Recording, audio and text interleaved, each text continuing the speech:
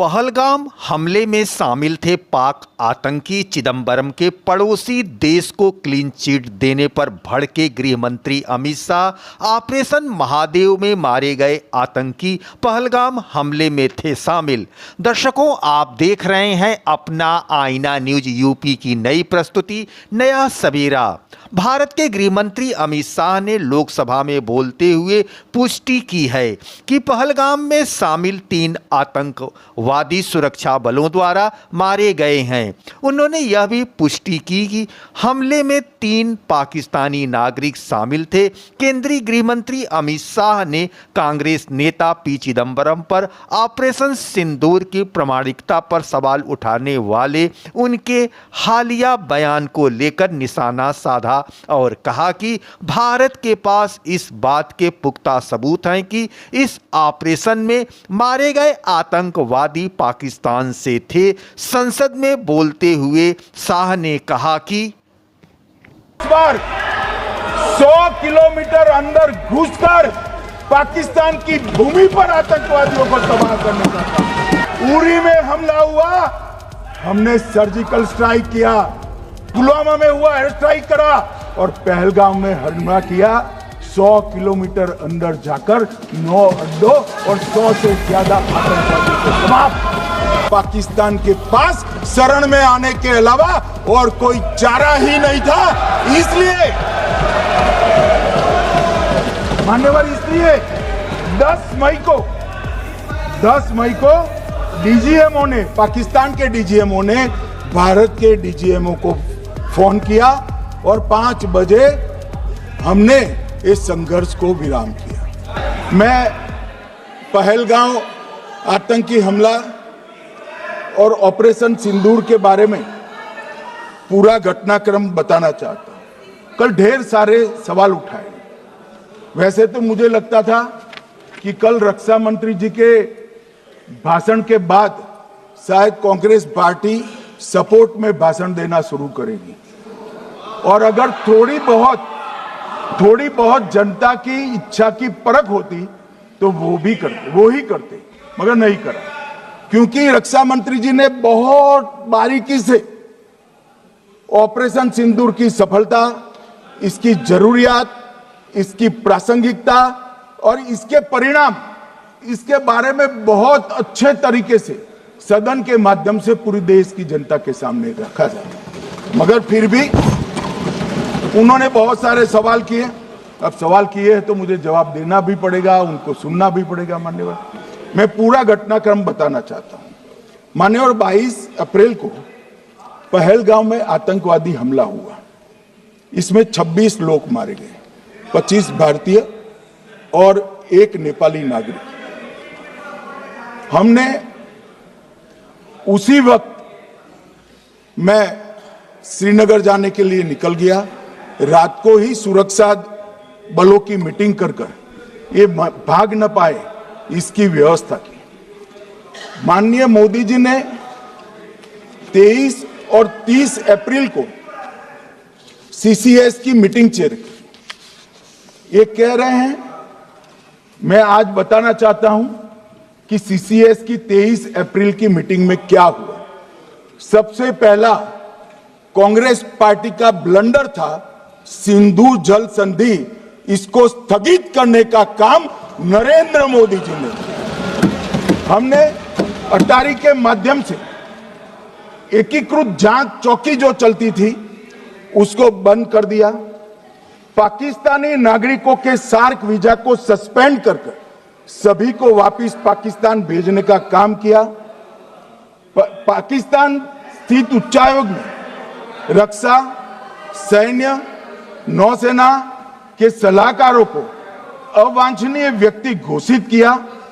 संख्या को 55 से घटाकर 30 किया और सीसीएस ने यह संकल्प लिया कि जहां पर भी ये आतंकवादी छुपे हैं उनको और उनकी ट्रेनिंग करने वाले अड्डों को सेना, पुलिस, सीआरपीएफ, बीएसएफ उचित जवाब देगी। मान्यवर, जिस तारीख को ये हुआ उसी दिन ये निर्णय हो चुका।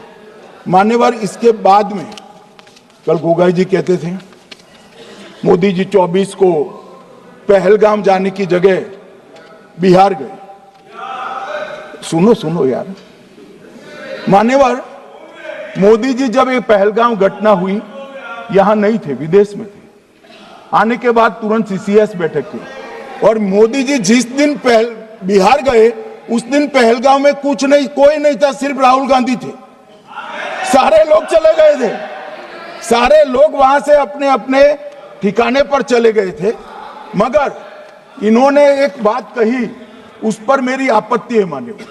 उन्होंने कहा 24 अप्रैल को चुनावी भाषण किया। मान्यवर, देश का नेतृत्व करने वाले देश के प्रधानमंत्री की फर्ज होती है कि देश की संप्रभुता पर, देश के नागरिकों पर अगर ऐसा जघन्य हमला होता है तो जनता की भावनाओं के अनुरूप जवाब देना चाहिए। मान्यवर, मैं आज आपकी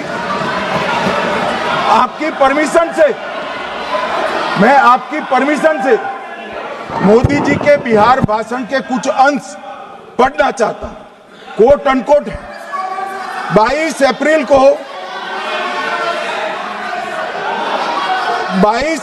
को पहलगाम का यह हमला केवल निहत्थे पर्यटकों पर नहीं बल्कि पूरे भारत की आत्मा पर एक दुस्साहसपूर्ण प्रहार है। आतंकवाद के प्रति दृढ़ और कड़ा रुख, आतंकियों और इसके हमले की साजिश रखने वालों की कल्पना से भी बढ़कर उनको सजा दी जाए। मान्यवर, महत्वपूर्ण है आतंकियों और इसकी साजिश रचने वाले दोनों को। आतंकियों की बची खुची जमीन भी मिट्टी में मिलाने का समय आ गया है। 140 करोड़ भारतीय इस बात के लिए एकजुट है कि आतंक के आकाओं की कमर तोड़ दी जाएगी। भारत हरेक आतंकवादी और उनके समर्थकों की पहचान करेगा, उनका पता लगाएगा और उन्हें दंडित करेगा। आतंकवाद कभी भी भारत की आत्मा नहीं तोड़ पाएगा। न्याय सुनिश्चित करने का मैं हर संभव प्रयास करूंगा। अनकोट।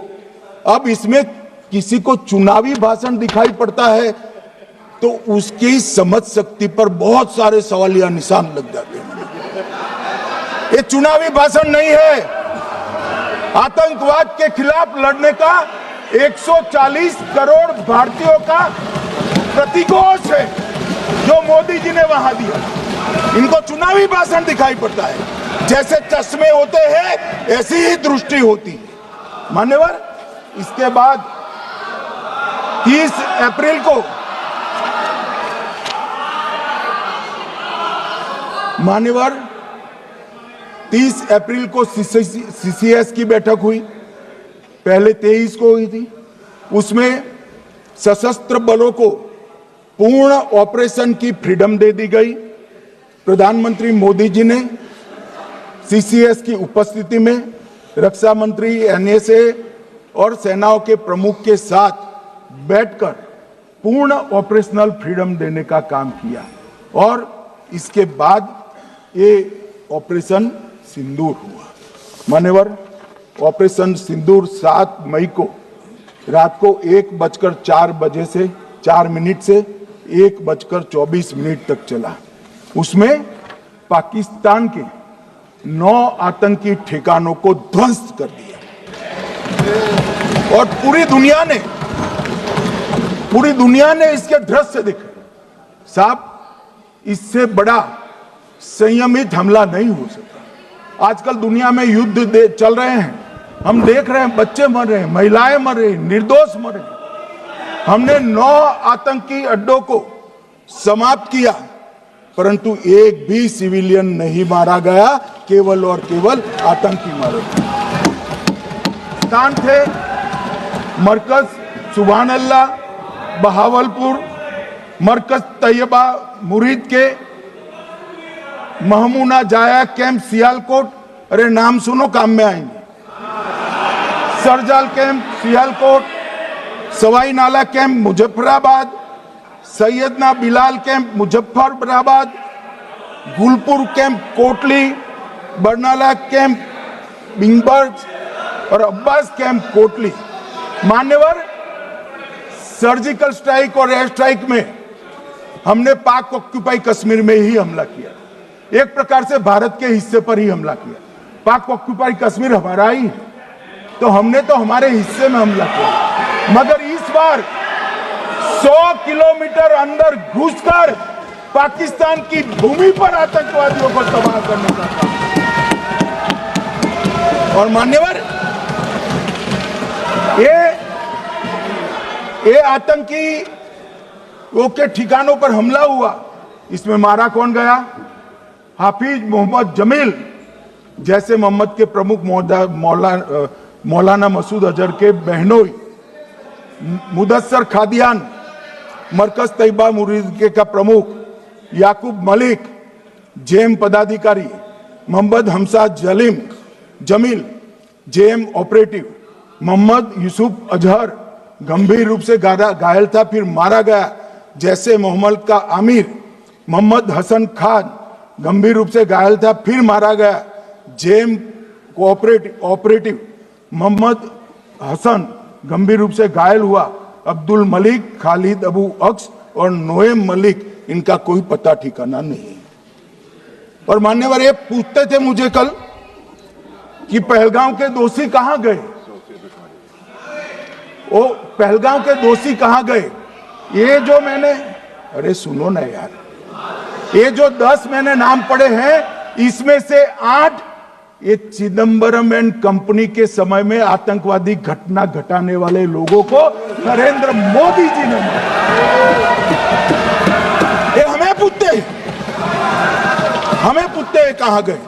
अरे भाई, आपके समय में जो छुप गए थे उनको चुन चुन कर हमारी सेना ने समाप्त कर दिया है। और ये 10 नहीं, कल राजनाथ जी घबराते घबराते बोले हैं, अब ऑथेंटिक शब्द का है, मैं बढ़ा नहीं सकता, मगर कम से कम 100 लोगों को हमारी सेना ने समाप्त, 100 से अधिक लोगों को हमारी सेना ने समाप्त करने का कहा। मान्यवर, और इस पर भी गर्व नहीं कर सकते आप? इस पर भी गर्व नहीं कर सकते?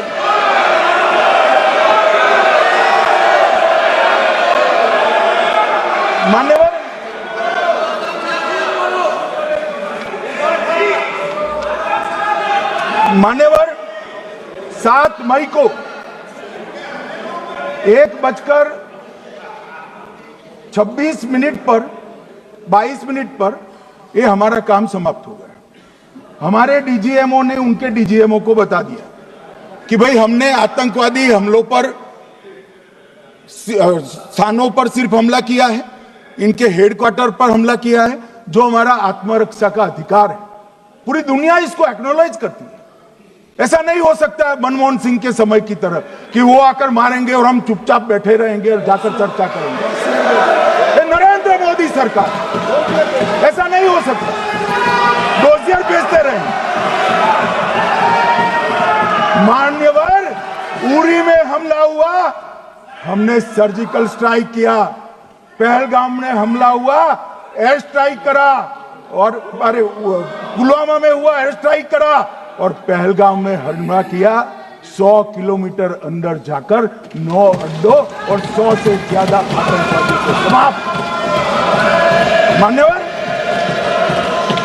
अब देखिए, हमने तो हमला किया था पाकिस्तान स्थित टेररिस्ट ठिकानों पर। अब पाकिस्तान से गलती हो गई, टेररिस्ट ठिकानों पर जो हमला किया था उसको वो अपने पर का हमला मान बैठे, और पूरी दुनिया में कहते थे कि हमारा टेररिज्म से कोई लेन देन नहीं है। ये तो अब ऐसे ही ग्रुप करते, हम तो विक्टिम है, जो मनमोहन सिंह ने सर्टिफाइड भी कर दिया था कि ये भी विक्टिम है।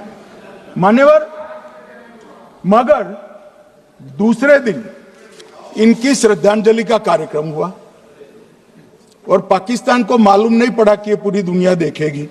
सेना के आला अफसर उनके नमाजे जनाजा में उपस्थित हुए, उनके जनाजे को कंधा दिया, और ये सारे आतंकवादियों के जनाजे के जुलूस के अंदर पाकिस्तानी सेना, इनके अफसर, आईएसआई के अफसर, वहां की पुलिस के अफसर अश्रुभीनी आंख के साथ जुड़े थे। और मान्यवर, ये सिंदूर ने पाकिस्तान को पूरी दुनिया में एक्सपोज कर दिया कि पाकिस्तान के अंदर टेररिज्म स्टेट स्पॉन्सर्ड टेररिज्म है। ये पूरी तरह से मान्यवर पूरी तरह से एक्सपोज हो गया। 8 मई को पाकिस्तान ने हमारे रिहायशी इलाकों में हमला किया, हमारे सेना के अड्डों पर हमला किया, मगर एक भी मिसाइल से उनका कुछ नुकसान नहीं कर पाई। बहुत नजदीक से की हुई गोलाबारी के कारण हमारे एक गुरुद्वारा टूटा, एक मंदिर टूटा, कुछ हमारे नागरिक हताहत हुए। और दूसरे दिन 9 मई को मोदी जी ने सेना को हुक्म दिया, एक मीटिंग करी, राजनाथ जी, मोदी जी, एनएसए, सेना के सारे अध्यक्ष, और जवाब देने का तय किया और उनके 11 एयरबेस को क्षतिग्रस्त करने का काम किया। मान्यवर, 8 एयरबेस इतने सटीक तरीके से तोड़े गए, पाकिस्तान की पूरी एयर डिफेंस सिस्टम धरी की धरी रहेगी, कुछ नहीं कर पाई। नूर खान चकलाला एयरबेस तोड़ दिया गया, मुरीद तोड़ दिया गया, सुगुर्दा तोड़ दिया गया, रफीकी तोड़ दिया गया, रहीम यार खान तोड़ दिया गया, जकोबाबाद तोड़ दिया गया, सुक्कुर और भोलारी भी तोड़ दिया। और सुक्कुर, लाहौर, अरिफवाला, चुनेन, जकोकाबाद और नया चोर, ये 6 रडार सिस्टम भी उनके पूरी तरह से ध्वस्त कर दिए। 2 surface to air guided weapon Lahore और ओकारा में इनका जखीरा भी समाप्त कर दिया गया। और मान्यवर, ये हर चीज में पॉलिटिक्स करते, हर चीज में। जब उन्होंने हमारे रिहायशी इलाकों पर हमला किया, फिर भी हमने इनके रिहायशी इलाकों पर हमला नहीं किया, सिर्फ इनके एयरबेस और एयर डिफेंस सिस्टम को निशाना बनाया और उनकी आक्रमण करने की क्षमता को पंगु कर रख दिया। हमारी पूरी सेना, पूरी वायुसेना, पूरी नौसेना अक्षुण्ण थी और उनकी हमला करने की क्षमता को हमने छिन्न विछिन्न कर दिया। पाकिस्तान के पास शरण में आने के अलावा और कोई चारा ही नहीं था। इसलिए मान्यवर, इसलिए 10 मई को डीजीएमओ ने, पाकिस्तान के डीजीएमओ ने भारत के डीजीएमओ को फोन किया और 5 बजे हमने इस संघर्ष को विराम किया। अब मान्यवर,